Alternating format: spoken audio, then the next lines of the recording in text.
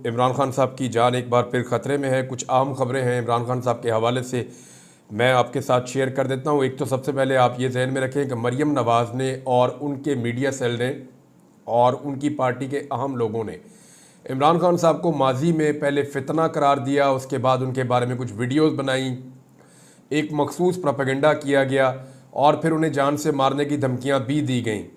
फिर हमने देखा कि इमरान खान साहब पे गोलियाँ चल गई और आज तक उन्हें इंसाफ नहीं मिला। इमरान खान साहब की जान को अल्लाह रब्बुल इज़्ज़त ने बचाया था, वैसे वही पैदा करने वाला और वही बचाने वाला है, लेकिन बाल बाल इमरान खान साहब बचे थे। अब मरियम नवाज़ ने एक मरतबा फिर धमकी दी है। मैं उनके अल्फाज आपको बता देता हूँ। मरियम नवाज़ ने कहा कि मैं ये पेशगोई करके जा रही हूँ कि ये फितना भी ख़त्म हो रहा है और इस फितने की फितनाबाजी भी ख़त्म हो रही है। तो ये मरियम नवाज़ साहिबा ने कहा और एक मरतबा फिर इमरान खान साहब को जान से मारने की धमकी दी है। ये वज़ीर आला पंजाब है, याद रखिएगा कि जाली वज़ीर आला पंजाब मरियम नवाज़ है। ये इलेक्शन हार गई थी, ख़ुद भी अपना इलेक्शन महर शराफत अली से हार गई थी और पंजाब में ये अकलियत में है। ये बहुत थोड़ी सी सीटें जीते थे, लेकिन इनके वालिद ग्रामी की ख्वाहिश के ऊपर इनको वज़ीर आला पंजाब बनाया गया है। अब इमरान खान की जान एक बार फिर ख़तरे में है और पहले भी इमरान खान को कत्ल करने की कोशिश 2 मरतबा हो चुकी है। इमरान खान साहब के बकौल ख़ुद वो कह रहे हैं कि उनकी जान ख़तरे में है और इस वक्त वो पंजाब की एक जेल में कैद हैं और पंजाब की वज़ीर आला की जानिब से एक ऐसा स्टेटमेंट इंतहाई खौफनाक है। इमरान खान साहब की फैमिली, इमरान खान साहब की पार्टी, वो ये बार बार बता चुके हैं कि जेल में इमरान खान के साथ इंतहाई बदसलूकी की जा रही है। अब वज़ीर आला खैबर पख्तूनख्वा, पाकिस्तान तहरीक इंसाफ और इमरान खान साहब की फैमिली की ये जिम्मेदारी है कि वो वकला के ज़रिए से आला अदलिया से रुजू करें और बताएं कि जिस जेल में इमरान खान साहब कैद हैं वहाँ पे उनकी जान को ख़तरा है, क्योंकि उस सूबे की वज़ीर आला ने ये ओपनली कह दिया है। अब बजाय इसके कि इमरान खान साहब को इस सूबे की जेल में रखा जाए, मेरे ख्याल में उनका सूबा तब्दील किया जाना चाहिए और खैबर पख्तूनख्वा भी हो सकता है, कोई और सूबा भी हो सकता है, लेकिन इमरान खान को वैसे रिहा ही किया जाए तो ज़्यादा बेहतर है, क्योंकि निज़ाम इमरान खान से लड़के देख चुका है और निज़ाम को बुरी तरह शिकस्त हुई है, लेकिन इमरान खान हार नहीं मान रहा है। मिसाल के तौर पे इमरान खान साहब का आप कल वाला स्टेटमेंट देख लीजिए कि कल ही इमरान खान साहब ने कहा कि मुझे मिलिट्री कोर्ट में ले जाओ या जहां मर्जी ले जाओ, एक कदम भी अपने मौक़िफ़ से पीछे नहीं हटूंगा, अवाम के हुकूक और जमहूरियत के लिए मैं डटा रहूँगा, कोई डील नहीं होगी, ये इमरान खान साहब ने कहा। फिर इमरान खान साहब ने यह भी कहा कि जानवरों को भी ऐसे नहीं रखा जाता जैसे मुझे रखा गया है। ये वो आदमी है जिसने शहजादों की तरह अपनी पूरी ज़िंदगी गुजारी है और आज वो इस कौम के लिए, आप लोगों के लिए, आप लोग सुन रहे हैं, उसने अपने आप को किस हाल से दो चार कर दिया है। बार बार उसे डील ऑफ़र की गई, कब कब इमरान खान को क्या क्या डील ऑफ़र की गई वो मैं आपको अभी बताता हूँ, ये रिकॉर्ड पे रहनी चाहिए चीज़ें।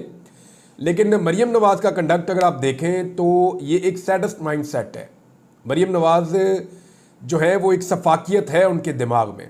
उसका अंदाज़ा आप यहाँ से लगाएं ना कि बच्चे निकले एहतजाज करने के लिए, मार मार के बच्चों को लहू लहान कर दिया, बजाय इसके कि बच्चों से माफ़ी मांगी जाती और ये कहा जाता कि बच्चों कोई गलत फहमी हुई है या हम इंक्वायरी करवा लेते हैं, बच्चों को उठाकर जेलों में डाल दिया, उन्हें लॉकअप्स के अंदर बंद कर दिया। तो ये सफाकियत की इंतहा है। जो शहीद अरशद शरीफ की डेड बॉडी के साथ मरियम नवाज़ ने किया वो सफाकियत की इंतहा है।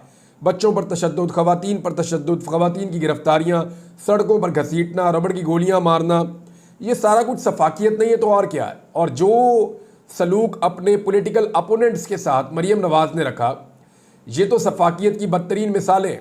वो लोग जिन्होंने मरियम नवाज़ और इनके वालिद से बेहतरीन सलूक किया था उनको भी निशाने इबरत बनाने की कोशिश की है। मैं आपके सामने चंद नाम ले लेता हूँ। यानी अगर आप देखें उमर चीमा के साथ क्या किया है इन्होंने, आप अंदाज़ा करें ना। सिर्फ इमरान खान से वफादारी की वो सज़ा काट रहे हैं। या आप मियां महमूद रशीद साहब को देखें, मैं उन्हें मिला भी जेल में, उनकी वाकई बहुत ख़राब हालत है, लेकिन वो इमरान खान से गद्दारी नहीं करना चाहते। इसी तरह जो है वो एजाज चौधरी साहब, सेनेटर होने के बावजूद एक मरतबा भी उनको सेनेट में नहीं आने दिया। ये ऐसे जालिम लोग हैं। और फिर यास्मीन राशिद साहिबा, जिन्होंने नवाज शरीफ पे ज़ाती तौर पे एहसानात किए, लेकिन ये एहसान फरामोश खानदान ना सिर्फ उनको ज़्यादा अजियत दे रहा है, बल्कि उनको 70,000 से उनकी जो जीत थी उसको शिकस्त में तब्दील करके मियाँ साहब ने अपने MNA बनने का शौक़ भी पूरा कर दिया। वो शख्स जो 3 मरतबा पाकिस्तान का वज़ीर आज़म रहा, वो एक MNA बनने के लिए किन हालात से गुजर गया और किस किस्म के कंप्रोमाइज़ उस शख्स ने किए हैं। बहरहाल इमरान खान साहब ने तो बहुत क्लियरली कहा कि जरा मैं तो किसी किस्म की डील नहीं कर रहा, ना मैं पीछे हट रहा हूँ, मुझे जानवरों से भी बदतर सूरत हाल में रखा गया, ऐसे जानवरों को नहीं रखा जाता जैसे इन्होंने मुझे रखा है। लेकिन ये वक्त भी गुजर ही जाएगा, ये वक्त गुजर जाएगा और ये जो लोग जुल्म कर रहे हैं ये लोग याद रखेंगे कि इन्होंने क्या कुछ किया है और उनको याद दिलाया भी जाएगा बाद में। इमरान खान साहब को देखें जी, 3 मरतबा ऐसा मौका आया कि उनको डील की ऑफ़र की गई है। ये खबर हामिद मीर साहब ने भी दी है, लेकिन इमरान खान साहब को कब कब डील की ऑफ़र की गई वो तमाम चीज़ें मैं इस वीलॉग में आपको अभी बता देता हूँ। एक, जब 2024 के इंतखाबात हो रहे थे 8 फरवरी को, उससे पहले इमरान खान साहब को एक डील दी गई थी। इसके बारे में इमरान खान साहब की फैमिली ने कंफर्म भी किया था। इमरान खान साहब को उस वक्त ये कहा गया था कि आप पाकिस्तान से बाहर चले जाएं और अमली सियासत से कुछ अर्सा अपने आप को बाहर रखें, हालात मुवाफिक होंगे तो फिर आप आ जाइएगा। लेकिन इमरान खान साहब ने उस वक्त डील को मुस्तरद कर दिया था। दोबारा इलेक्शन के बाद इमरान खान साहब को डील दी गई, क्योंकि डील ऑफ़र करने वाले ये समझते थे कि इमरान खान साहब को जेल में रखकर निज़ाम हुकूमत चलाना मुश्किल होगा। लिहाजा इमरान खान साहब को एक मरतबा फिर कहा गया कि आपको आज़ाद कर देते हैं, आप पाकिस्तान से बाहर चले जाएं, 1.5 साल तक आप पाकिस्तान की सियासत में हिस्सा ना लें। पहले 3 साल कहा गया, फिर 1.5 साल कहा गया कि आप इतना अरसा खामोश रहें तो खान साहब आपके लिए गुंजाइश पैदा हो जाएगी, हालात बदल जाएंगे, आप पाकिस्तान से बाहर चले जाएं। इमरान खान साहब ने दोबारा डील लेने से इनकार कर दिया। तीसरी मरतबा इमरान खान साहब को इस आइनी तरमीम से पहले डील ऑफ़र की गई है। इस डील की तफसीलात अभी तक बाहर नहीं आई है, लेकिन ये कंफर्म हो गया है कि 2 मुलाकातें इमरान खान साहब से नामालूम अफराद ने जेल के अंदर की हैं रात के अंधेरे में, और वो लोग इमरान खान साहब के पास कुछ पैगामात लेकर आए थे और कुछ बराह रास्त एक बड़ी शख्सियत भी आकर इमरान खान से मिली थी। लेकिन हुआ क्या? हुआ ये कि इमरान खान साहब ने चिट्टा इनकार किया और उसके बाद इमरान खान साहब को जिस सूरत हाल में रखा गया वो इमरान खान साहब ने खुद बताया और उनकी बहन ने आके बाहर दोहरा भी दिया कि एक्चुअली इमरान खान साहब के साथ इन दिनों में क्या कुछ किया गया है। पाकिस्तान तहरीक इंसाफ की जानिब से एक जो है वो ऑर्डर जारी किया गया है और ये कहा गया है कि तहरीक इंसाफ के तमाम MNAs, तहरीक इंसाफ के तमाम सेनेटर्स और तहरीक इंसाफ के जितने भी इस्लामाबाद में वकला तंजीमों के लोग और अहम ओहदेदारान मौजूद हैं, उन सब की ये ड्यूटी लगाई गई है कि वो तमाम लोग पहुँचें इस्लामाबाद हाई कोर्ट में आज के दिन, क्योंकि आज के दिन इमरान खान साहब का एक बड़ा अहम केस इस्लामाबाद हाई कोर्ट में लगा हुआ है। हमें अच्छी तरह याद है जब नवाज शरीफ का केस लगता था या मरियम नवाज का लगता था तो पूरी की पूरी नून लीग पहुँच जाती थी। जब आसिफ अली जरदारी का केस लगता था तो सारी की सारी पीपल्स पार्टी पहुँच जाती थी। लिहाजा अब ये कहा गया है कि तमाम लोग पहुँचें और ये तोशाखाना का बरीयत वाला केस है, जहाँ इमरान खान साहब को बरी किया जा सकता है, इसमें हाज़िरी तमाम लोग यकीनी बनाएं। इस्लामाबाद हाई कोर्ट में ये केस लगा हुआ है, लिहाजा सब लोग यहाँ पे पहुँचे और आपके आने से फ़र्क पड़ेगा। ये पाकिस्तान तहरीक इंसाफ ने अपने तमाम अरकान असम्बली, अपने तमाम पार्लियामेंटेरियंस जिनमें सेनेटर्स भी शामिल हैं, उन तमाम को ये अहकामात जारी किए हैं। गंडापुर साहब ने एक स्टेटमेंट दिया है और उनका स्टेटमेंट बहुत इंपॉर्टेंट है इस मौके पर। गंडापुर साहब ने कहा कि इमरान खान साहब के साथ जो बदसलूकी की जा रही है इसके ऊपर मैं वार्निंग दे रहा हूँ कि इमरान खान साहब की मुलाकातों को खोला जाए, पाबंदी ना लगाई जाए। इमरान खान साहब के खाने के मामला जो है उनको दुरुस्त किया जाए। इमरान खान साहब को जो एक्सरसाइज है उसकी इजाज़त दी जाए, क्योंकि देखिए उनकी टांग पे गोलियां लगी हुई हैं और उनको अपनी टांगों की एक्सरसाइज करनी होती है। जब आप उनसे साइकिल ले लेते हैं या आप उन्हें एक्सरसाइज नहीं करने देते तो उनको प्रॉब्लम होती है। हमें ये याद रखना पड़ेगा कि इमरान खान साहब की उम्र 70 साल से ज़ायद है। वो बेहतरीन वर्जिश करके अपने आप को एक मजबूत इंसान के तौर पर या एक फिटनेस के एतबार से वो अपने हम असर सियासतदानों में सबसे बेहतर है। तो इमरान खान साहब को आप एक नौजवान की तरह ट्रीट नहीं कर सकते। उनकी कुछ मजबूरियां भी हैं, उनकी उम्र भी ज़्यादा है, उन्हें गोलियां लगी हैं हाल ही में, लिहाजा उन्हें एक्सरसाइज की ज़रूरत है। तो अली अमीन गंडापुर साहब ने कहा जी एक्सरसाइज की जो उनसे फैसिलिटी वापस ली जाती है वो ना ली जाए, और अगर दोबारा कभी बिजली बंद करने की शिकायत आई तो हम पहले से ही आपके दिन गिन रहे हैं। हम पूरे पाकिस्तान को बंद करने का ऐलान कर चुके हैं और पूरे पाकिस्तान को बंद करेंगे। हुकूमत से हमने जान छुड़ानी है और इनको अब भागने का मौका भी नहीं मिलेगा। हमें मजबूर ना करें कि हम अमन को छोड़ दें, हम हमेशा पुरअमन रहे हैं, हमें मजबूर ना किया जाए कि हम अमन का दामन छोड़ दें। फिर उन्होंने कहा कि पार्टी के अंदर वो लोग जिन्होंने इमरान खान साहब से गद्दारी की है या जिन्होंने बुज़दिली दिखाई है, तारीख में उनके लिए एक लफ्ज़ मौजूद है और वो लफ्ज़ है गद्दार। तो ये लोग गद्दार हैं और उनकी पार्टी में कोई गुंजाइश नहीं है। अब पार्टी में कमज़ोरों, गद्दारों और बुज़दिलों की कोई ज़रूरत नहीं है। पार्टी में बहुत सारे बहादुर लोग आ चुके हैं, वही पार्टी का मुस्तकबिल है, वो पार्टी को संभालेंगे। अली अमीन गंडापुर साहब ने ये अनाउंसमेंट की है और ऐसे मौके पर की है जब इमरान खान साहब की जान जेल में ख़तरे में है। नादरीन, फस्तायत का सिलसिला अभी रुका नहीं है। इससे पहले कि मैं सुप्रीम कोर्ट ऑफ पाकिस्तान में कुछ खबरें हैं वो आपके साथ शेयर करूं, लेकिन एक चीज़ मैं आपको बताता हूं कि F7 में हाजी इम्तियाज़ MNA, ये वो MNA हैं जिन्हें पहले गिरफ्तार भी किया गया। इनकी बुजुर्ग वालदा का स्टेटमेंट भी आया था। पहले इनके जो भाई हैं एजाज चौधरी, वो MNA थे, इस मरतबा ये MNA बने हैं और इन्होंने सबसे ज़्यादा वोट इमरान खान साहब की सीट के बाद 2 लाख से ज़्यादा वोट इन्होंने हासिल किए हैं।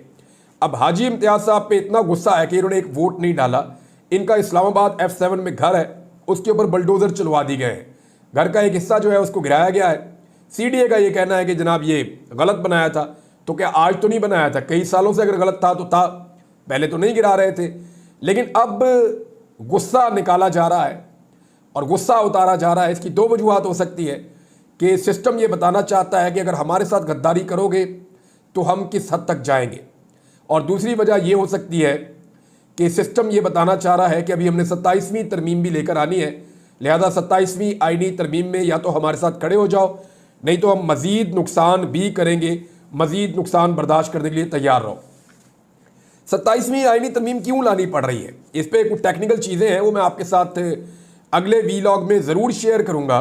लेकिन एक चीज़ मैं आपको बता देता हूँ कि 26वीं आईनी तरमीम में कुछ गलतियाँ हुई हैं इस हुकूमत से, क्योंकि जल्दबाजी में हुई। वैसे भी प्रोफेशनल लोग नहीं है जिन्होंने ये आईनी तरमीम बनाई, ये तो लाकर सिर्फ हुकूमत के हाथ में दी गई थी कि जनाब इसको पास करवा दें, तो हुकूमत ने उसको पास करवा दिया। मौलाना साहब ने उसमें से कुछ चीज़ें निकाल दी और कुछ चीज़ें जो फ़ायदेमंद थी वो उसके अंदर रहने दी। तो मौलाना साहब के लिए फ़ायदेमंद थी, अदलिया के लिए या पाकिस्तान के लिए या आइन के लिए नहीं थी। तो अब ऐसा है कि ये आईनी तरमीम तो हो गई। अब मुझे याद आ गया कि शाहिद खकान अब्बासी साहब ने बताया कि माजी में भी ना, जब नवाज शरीफ के बाद 2/3 अक्सरियत हुआ करती थी, उस दौर में भी एक आईनी तरमीम लाई जा रही थी। 17-18 अरकान खड़े हुए, उन्होंने उठ के तारीफ़ों के पुल बांध दिए, मियाँ साहब कमाल कर दिया, मियाँ साहब ये कर दिया, मियाँ साहब वो कर दिया। तो उन्होंने कहा जी, हमने पूछा उन लोगों से, आपने आईनी तरमीम पढ़ी है जो आप तारीफ़ें कर रहे हैं? तो उनमें से किसी ने भी नहीं पढ़ी हुई थी। फिर नवाज शरीफ साहब से पता किया तो नवाज शरीफ साहब को भी नहीं पता था। तो ये आईनी तरमीम जो नवाज शरीफ साहब के दौर में जितनी भी पास हुई हैं, वो एस्टेब्लिशमेंट ने ला के रात के अंधेरे में नवाज शरीफ या शहबाज शरीफ के हाथ में पकड़ाई है, जनाब ये आईनी तरमीमें जाके पास करवा दो। और इन्होंने हमेशा अच्छे बच्चों की तरह वो आईनी तरमीम पास करवाई हैं। अब ये बात शाहिद खकान अब्बासी साहब ने बताई है। बहरहाल 27वीं आईनी तरमीम का मामला आगे बढ़ेगा तो आपको बताएंगे। पाकिस्तान तहरीक इंसाफ ने 8 तारीख को यानी 8 नवंबर को पेशावर में पहले तगड़े और बड़े जलसे का ऐलान कर दिया है। तहरीक इंसाफ दोबारा से क्या एक मोमेंटम बना पाएगी?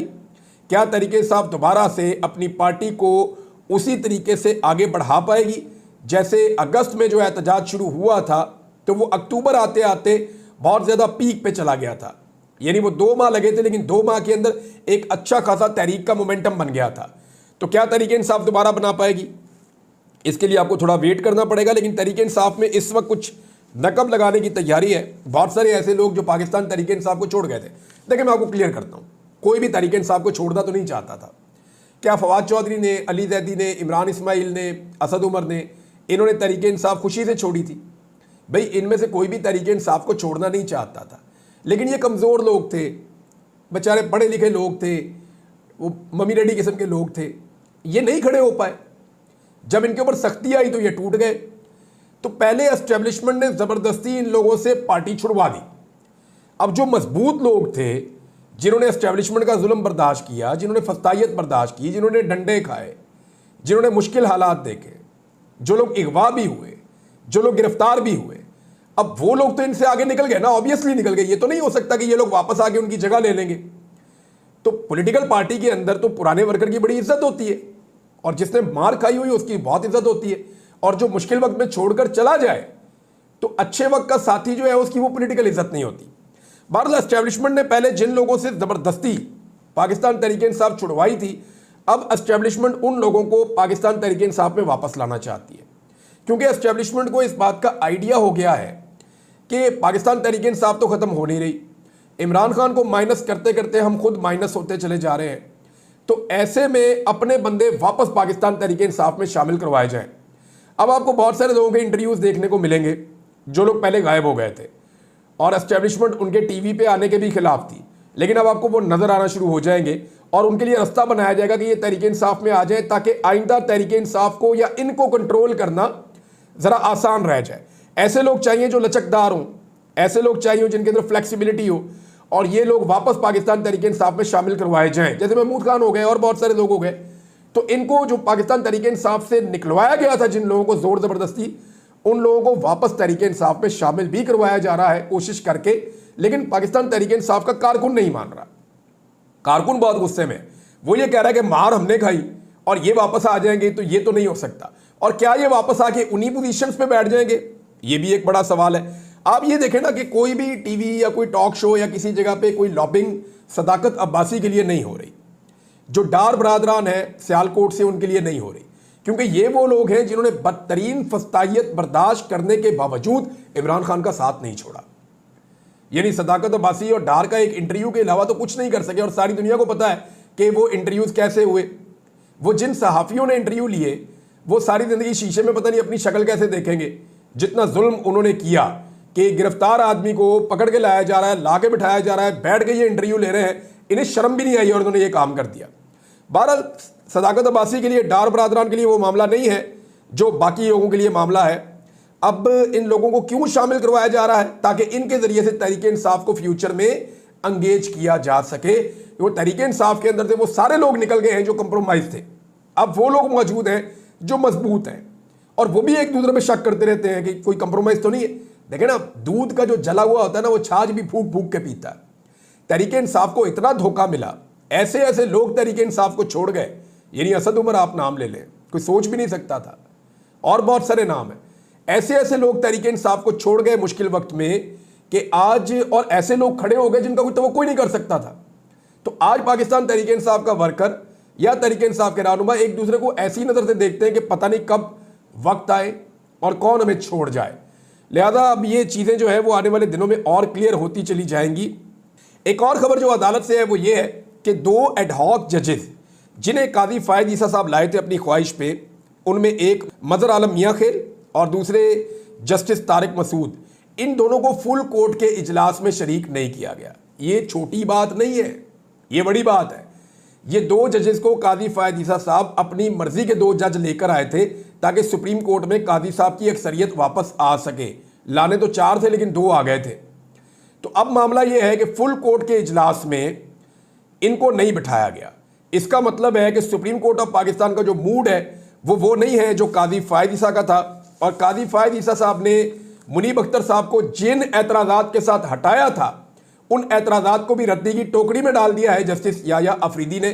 फिलहाल तो ये चल रहा है। मैं आपको फिर कहूँगा कि अभी भी जस्टिस याया अफरीदी साहब के बारे में किसी नतीजे पर आप नहीं पहुँच सकते जब तक कि वो पाकिस्तान की आवाम का बैंडेड पाकिस्तानियों को वापस नहीं दे देते।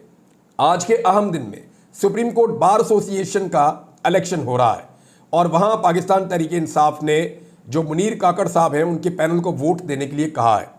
लिहाजा एहसन भून साहब ने और आज़म नज़ीर तारड़ साहब ने जो आइन के साथ किया, जो सुप्रीम कोर्ट के साथ किया, उसके बाद तो मुझे नहीं लगता कि इनको वोट डालना चाहिए। वकला को अपनी ज़मीर की आवाज़ के मुताबिक वोट डालना चाहिए। अपने ज़ाती ताल्लुकात, अपने पुराने ताल्लुकात और ज़ाती मफादात को एक साइड पे रखें, पाकिस्तान के लिए, आइन के लिए और अदलिया के लिए अपना वोट कास्ट करें। नाज़रीन, कुछ जजेस के हवाले से बड़ी खौफनाक कंपेन तैयार हो रही है। ये कंपेन क्या है, इसको कब और कैसे लॉन्च किया जाएगा, ये चीज़ें मैं आपको बताऊंगा अगले वीलॉग में। अब तक के लिए इतना ही। अपना ख्याल रखिएगा, अपने इस चैनल का भी। अल्लाह हाफ़िज़।